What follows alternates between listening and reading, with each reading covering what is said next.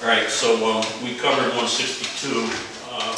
We have a motion and a second for 163. All in favor? 164 is to hire Arthur Longman Bull as a crossing guard at a pay rate of $19 effective 10/21. Can I get a motion?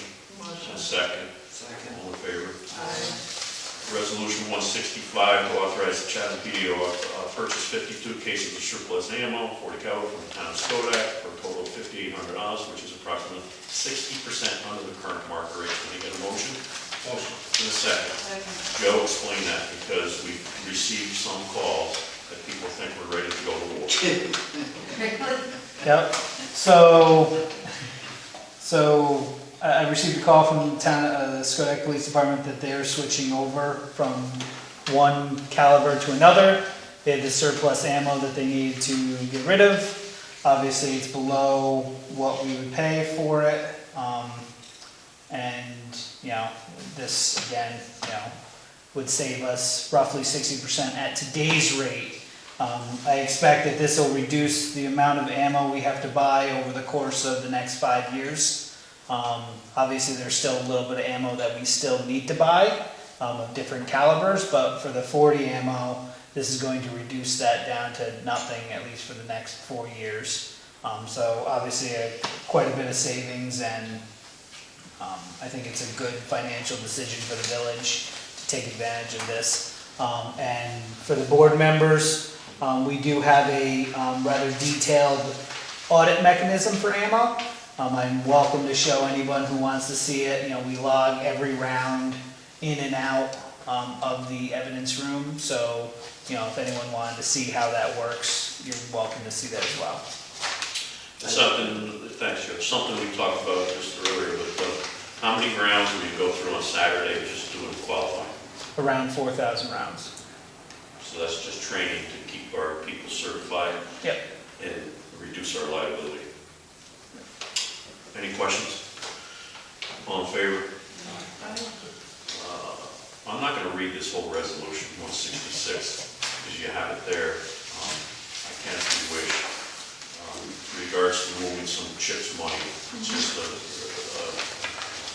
necessary resolution. CHIPS money is our highway improvement funds, which we receive from the state on an annual basis. It's kind of changed year to year. We generally receive about 130,000. Trish, sound about right? Yeah. About 130,000 this year, and it's specific. It has specific uses. One is we can buy certain types of equipment, which we purchase the truck with. We can do certain types of pavement repairs, paving and stuff.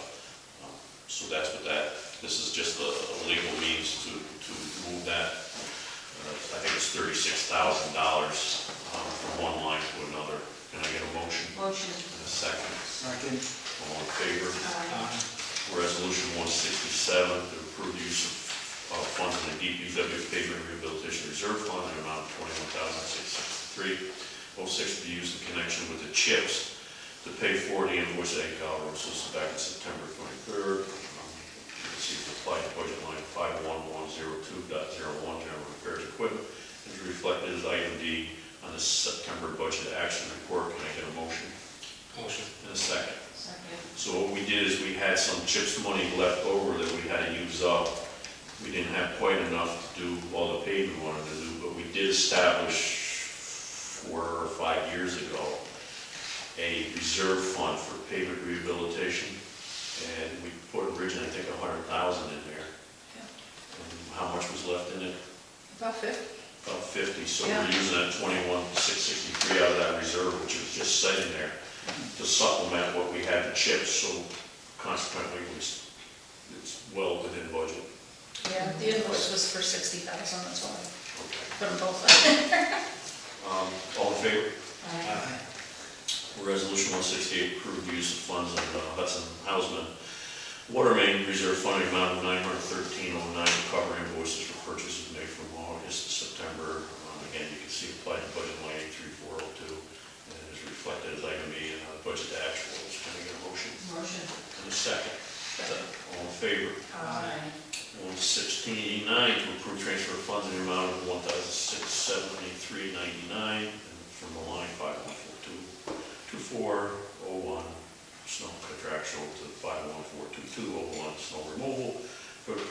Fisher plow and Western Marauder sander for the 2023 Chevy Silverado due to the slight increase in source wall contract on the price of the product reflected again on the September budget action. Can I get a motion? Motion. And a second. Second. And that was outside of the CHIPS money that was needed for the snow removal. All in favor? Aye. Resolution 170, again, I'm not going to read all through that, but again, this goes back to, we did this on January 8th of this last year to set up a municipal well assessment fund, if you will. And this is just moving some of those monies from one line to another. Can I get a motion? Motion. And a second. Second. Where we are, and I'm probably repeating myself, they did the study on Shore Road. It was a home run, looked like a grand slam. All the tests came back, with the exception of one, was negative. They were all negative except for one, that has PFOAs. So they're going back to the drawing board and looking for additional sites that we may be able to test and continue to move this project forward. We haven't heard back from them since they did the Shore Road, but they're working on that. They had some ideas and some places they were going to go look. Can I get a motion? Or did I get a motion? You did, from Ralph. All in favor? Aye. 171, to approve the purchase of Sophos XGS 136 Extreme Firewall Protection 3-year subscription and Sophos XGS 116W firewall device for a total of $1,703.90. That's through county EMS, or EMS, MIS, I'm sorry. So, we expect that's for the computer systems? Yeah, let me get a motion in a second. Motion. Motion. Yes, and I'm sorry, but Desiree can explain it. Maybe she can. Well, I can make up some words and try to explain it. Good joke. No, it's we discovered that the firewall device that we have now is creating like a bottleneck to our internet coming in to our computers. And it's apparently outdated, so it's the device, which I thought firewall was just this magical thing. And it's apparently actually a thing, device, and the software that goes with it. Makes total sense to me, guys. Maybe Maybe not to Joe. Joe's like, I'm staying out. Firewall is your front door, and it keeps people out, and needed a bigger front door because we have more people coming in. Easiest way to describe it. It is. It's just that easy. That's why he's in IT. Does that answer your question? And I did ask about the price and other like providers of the same type of door. Yeah, They mentioned Cisco, and that would be probably double the price as instead of Sophos. So I. And that's what the county uses, right? Right. Right? Cool. All in favor? Aye. We just gotta open that door, if you don't mind, so Oh, yeah. in case there's just a few items here, just to touch base on, kind of FYI stuff. Medical insurance increase, health insurance going up 16 to 17%. Brown & Brown, our broker, Desiree, had them look at some other options that are out there. There are.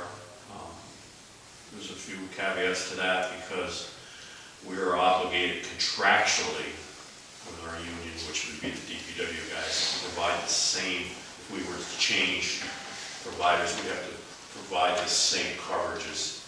It gets a little complicated. And Desiree and Sam are on that program also, and I would not be one to want to change our employees' coverages and deductibles to save a few dollars, which I understand. We have to look for savings. Desiree, do you have anything you want to add to that? Just so far, they've given us, right now we have MVP for medical coverage.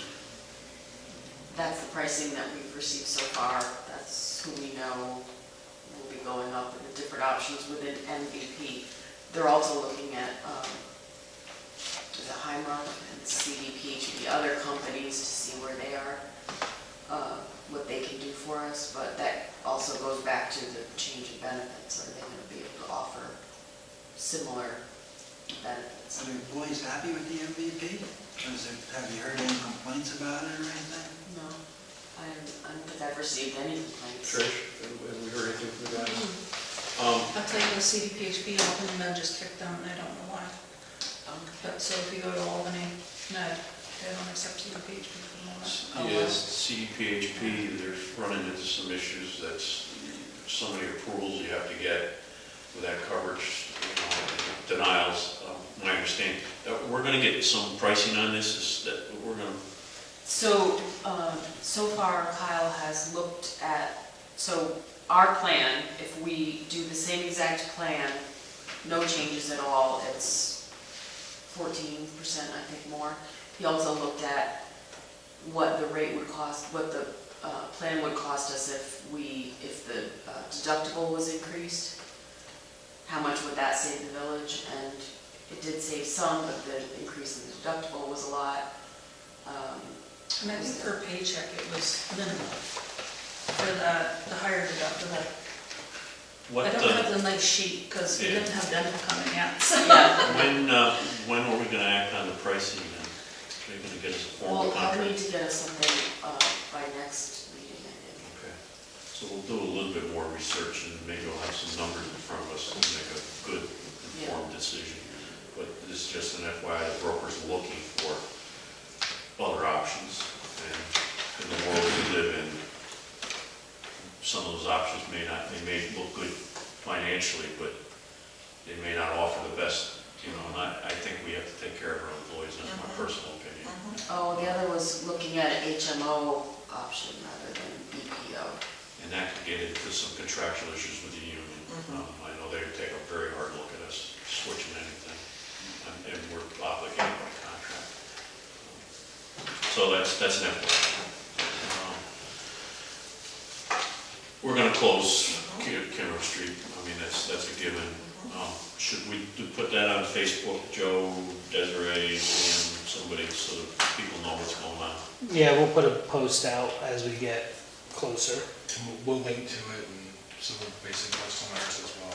Okay. Is there an end time to Halloween in Kinderhook or Town Village? Because I've heard some people saying they think it goes on too long. Is there a what? End time for when trick or treating is supposed to end? Yeah. Is it 10? So we judge it based on the number of people that are on the street. So the issue is that if I've got a large number of people there, I can't safely open the street back up. So I've got to wait for that to happen. Typically by 10 p.m. we're open, but trick or treating is a unregulated event, so I can't control families to that point. Sorry, we're closed. Yeah, like What's on Kinderhook? even the 4 o'clock, even the 4 p.m. Yeah. If we typically are here by 3, some years, families are out early, and we end up, closing it down by 3:30. So, it's we base it on the traffic there, so I can't give anyone a hard time. But by 10 p.m. we're open, because anyone left after 10 p.m. is typically an older crowd, and they can use the sidewalks if the Kinnerook Street residents are still handing out candy. I guess maybe the issue is for some of the people on Kinderhook is that, we posted it from 4 to 10, like, that's your opening hours. And the people, make it sound like we're posting the hours, and that we're deciding that they should be open till 10. So a lot of people were saying, oh, geez, why do we have to be giving trick or treats? Yes, sir. Oh, I'm sorry, you're the mayor. You say it. My name's Sam Davis, I live on Kinrook Street. I live in the village.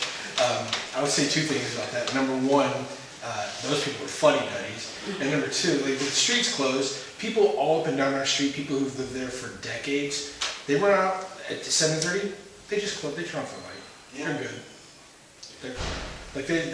I've never been really felt compelled to stay, keep their door. I mean, people around me, because there's so many people out there. Oh, I know. I gave out over 1,200 pieces of candy Yeah. last year. Like, it's like, most people aren't gonna be giving that much candy. They run out and they just turn off their light. Yeah. They're good, you know? Yeah, that's been an age-old. It's, I will say, as a person who lives there and spends an enormous amount of money every year in candy, I love it. I think it's fantastic. And again, I think the point to go along with what you're saying is we're not sponsoring this. Yeah. We're trying, people came on their own. We're trying to provide a safe place versus, okay, just have at it, and some kid gets hit by a car. Then it is, why didn't you do something? Well, let's cancel Halloween. Or let's provide a safe place. You know, there's flip side to that is people can't afford it and or want to go to bed or whatever. Come to my house at 10 o'clock, they're not. I just think I'm saying that, I really do. That's so disappointing, John. Well, Ralph, stop down something. Actually, don't come past 8 o'clock. You'll be knocking on the door, nobody's home. Workplace violence, sexual harassment, annual training, we got off of that, we have to get back on it. I know that everybody here in the office has been working on NYMER as a program. We're gonna get it back in place where we'll all be taking it, planning, zoning. Desiree, you got something to add to that? I'll give it a shot. So this NeoGov is the platform that NYMER uses. That's their online training school. Our goal is to get everybody, their names loaded into that so that these, whether it's this workplace violence, sexual harassment training, or other types of training, the police department can also use it for trainings. We can sign you up for the course and then you just log into your NeoGov account and then take the training. Right now, we are working on loading the fire department list. We have partially, Joe gave us a couple for the. We're on it. We've been using it. So we have a couple that we loaded on from the police department a while back, and you guys are all loaded on. We're on there. We do not have all the fire department on there yet. Yeah. So once we have them loaded on there, they'll receive an initial sign up. An email will go to the email that they provide to us. They'll get a, just like, you guys all did it. You know what it is. I mean, it comes to you, you get the thing, you log in, set up your account. Where we are right now is we need to find out if, I signed everybody up for workplace violence, all of us in this room, and sexual harassment. And it did not auto-send an invite to the email address, I'm assuming. So we need to figure out with NYMER. I was going to try to do that this morning. It's my fault I did not. Tomorrow I'm going to speak with NYMER and try to find out if they don't generate an email, if we're doing something incorrectly, then we'll just create a mail list and send out a notification. Or we could notify department heads and just tell them, hey, you signed up for this thing, you have your login, just go to the site. Because as soon as you log in, it shows you have 2 tasks to complete. You have workplace violence and sexual harassment, so we'll just do those. And it's as simple as just clicking on a little button, and then the canned 40-minute thing show you watch it, and then it logs you as having done your. So the police department, this is the system, the online training system that the police department's been using for the last year and a half. So, you know, it's like any other one. We switched over to it last year. Do you tell them, I mean, when you sign everybody up, you say now it's your responsibility to log in and. It's called, I think you need to set it up as a training plan. I can log in and show you mine. So I set up training plans, so like for the fire department, you can do this as well. Police department, I set up the 10 courses or 15 courses that we do yearly, and they have a due date on them, and some of them have priorities, like you need to do class 1 before you do class 2, stuff like that. So, I can work with that. Thanks. E-bike complaints. And I don't know where this is gonna go, and I just threw this in here because I've received a number of calls. What are you gonna do about it? Well, and Joe's getting them, and if I get them, Joe gets them anyhow. And it's gonna be more and more prevalent. I was at, and this is the next thing, the Harlem Valley update. I'll put these together. 2 weeks ago, they had their annual meeting in Ghent. They are going to start the trail in March or April. The design's pretty well done. And the problem is they're running across the issue of the DOT and the CSX, so the rail trail is not going to go as far as they said. It'll probably terminate by the firehouse, or begin at the firehouse and go down to Dardis Drive for now. That segment will be done. From the firehouse to Railroad Avenue, ultimately to terminate at the Shaker Museum, they will share the roadway. There will not be a bike lane, it will just be signage. They can't get permission from CSX to build the trail as they wanted to and enter the gazebo. That's not going to happen. It's going to end somewhere around the firehouse, and then they'll share the road. So the question came up there is they're having a lot of concerns about e-bikes on these rail trails. The Albany Rail Trail, which is a big, big deal. So I found out all about e-bikes because some of these people were on the trails. You know, there's a class 1, class 2, class 3. Class 1's got pedals and can go up to 22 miles an hour. Class 2 is like 35 miles an hour. There's a young gentleman this afternoon who was riding one on Woodbridge Avenue, and I know who it is. And that bike will go 35 miles an hour, and they are legal to drive on the sidewalks. Correct? Yeah, they're a bicycle, yeah. There's some limitations, but the law has not caught up with an e-bike. So that's the company line to people is you have to do, somebody's gonna get hurt. You're probably right. But what do you do? Because legally we can't, you can't arrest somebody, and if you did, what's gonna happen anyhow?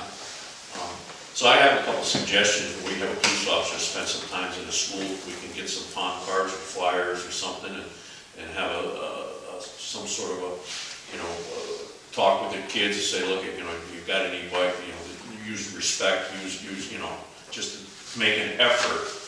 Just a thought, we can talk about that at a later date, but I know you get Doug coming in here for a few hours every week or every 2 weeks. It'd be a good time to hit the elementary school and the middle school. Middle school is where this is more prevalent. Yep. And say, look, we have to be safe, we have to share the sidewalks with our walkers. We can't be driving between cars out into the road, school pickup, schools, delivery time, and that's one of the complaints you guys had right here at the window, correct? Yes. So I want to get ahead of it to the extent we can. Just a question, at what point do they need to be registered? It's based on the size, the registered size of the vehicle.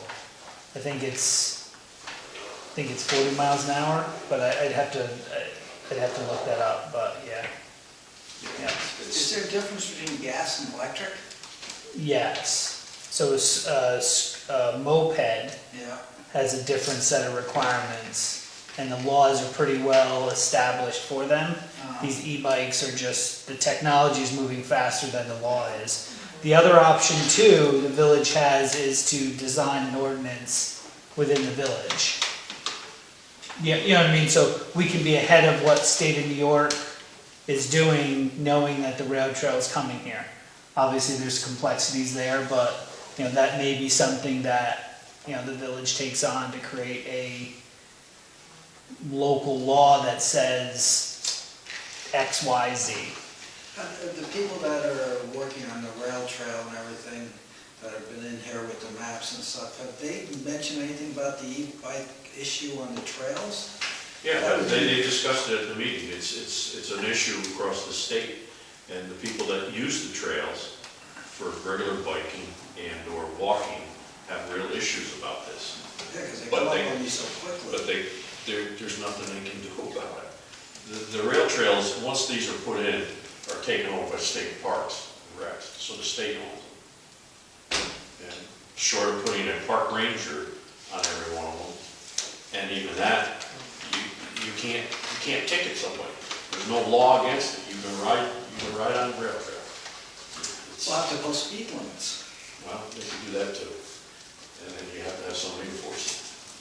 Yeah, well, that's why maybe a local law would be a good start to at least educate people on in the village, but it's an ongoing issue everywhere. And then, obviously our rail trail is gonna be pretty exposed. Some of the challenges they're having with the other rail trails is that they're typically along power lines and stuff, and they put barriers up to keep cars off of them, which means you can't get patrols onto them, which means you need to have bike patrols there or ATV patrols, and that becomes a, another challenge for law enforcement to patrol these trails. So the village is nice because it's gonna be an easy access trail for us to monitor and watch. Yeah, I have to chuckle because in Vermont, we had gas trails for snowmobiles. yeah. And the state police patrol the trails on snowmobiles. So they would come zooming up and you'd realize that that's a state police officer. Yep. So that's how they mitigated the issue with, because those snowmobiles can do 90 miles an hour. They have the same ability here in New York State. New York State Yeah. Police do the same thing. Yeah. All right, so we cover that. We'll start with an education project. Yeah, put something We'll together, go from yeah. there. I just today got, Hudson, the county's been working on a potential bus route from Hudson to Chatham and on to New Lebanon. And they got $200,000 from the state in a grant to start that process. I'm not sure if I sent it out to you. If I did I? Yeah. Okay, Yeah. I'm sorry, I meant to. My head's been in 100 different places today. But take a look at it. The survey's a draft, and come Thursday, unless somebody's got some comments on it, that survey, we will post and email it out and get as much input from the public as possible, so that'll guide them on maybe where the stops will be and how this route will go. Really, right now, we've got no dogs in the race financially. I don't know where it's gonna go in the future once they get this set up. Obviously, it costs money to do this. Right now, the county's championing. They do have a number of bus routes they've been running for years, and now it's time to branch out to the rest of the county. I think it's a great opportunity. I met with the senator and the assembly member at a press conference a few months ago, and kissed them all on the cheek and said thank you. So we'll see where that goes, but I'll keep you in the loop. That's all I have. Anybody got anything to add? Do they have a date in mind that they wanted to have that survey returned? No, I don't think so, but I'll go back because I had some other threads a long time ago, but I think they want to get this draft set, and then, I'll keep you in the loop. It's coming out of county board of supervisors. I just had one thing. I sent out an email, kind of spur of the moment thing. I was mad at one of my neighbors, but what do you guys think of a ban on any burning at all in the village until, say, 6 o'clock at night? There is a no burn in the village, correct? But No, you can burn. and you can like a campfire, right? Yeah, this has been kicked around for years. I always thought there was a local law, and there is not. We ran across that within the last couple of years with an incident down on Center Street. I think even Chatham PD wrote some obscure code, and we found out that we couldn't really do that. Jeff Cox got involved as NCON law enforcement, and he gave us some guidance that there are some things you can do. If it's a nuisance, if it's a health issue, if it's, that's pretty arbitrary. So the guidance is basically nothing more than 4 feet in diameter, I think. You gotta be there. You have to have a phone to be able to call 911. You have to have a source of water to put it out. Can't be on a tank type of stuff. But we don't have a law. I talked to Valatia, they do have a law. And they said it's not worth the paper it's written on. But, so it's something we can take a look at. But you can burn in the village. It just seems like the only people that, correct me if I'm wrong, yes, the only people that do burn during the day are, they're basically cleaning up the yard, they're making it look like a campfire, Yeah. and then when a neighbor complains, no, it's my campfire. Yeah, no, you're right, and we've run across that. But we can address that. Let me see if I can get something from Valatia, and I'll take a look at the other towns.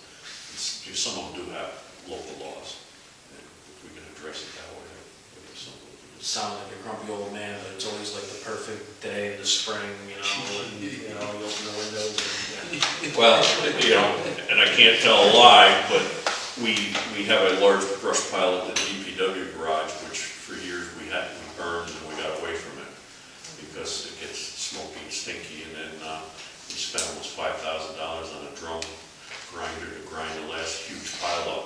So what we've been doing is we've been burning the pile periodically when it's very small, say very manageable. And we received a email from a neighbor that says, you know, my windows are open and I have to smell that. So I said to Phil, well, we gotta stop doing that. Or instead of doing a number of small burns, put a notice out, we're gonna burn on Saturday or whatever, so people learn. And to try not to do it in July, beautiful July day, we can do it when it's nasty out, but it's a challenge. It's a challenge. All right, second comment period. Can I get a motion to adjourn? Motion. In a second? All in favor? Could we turn that camera off?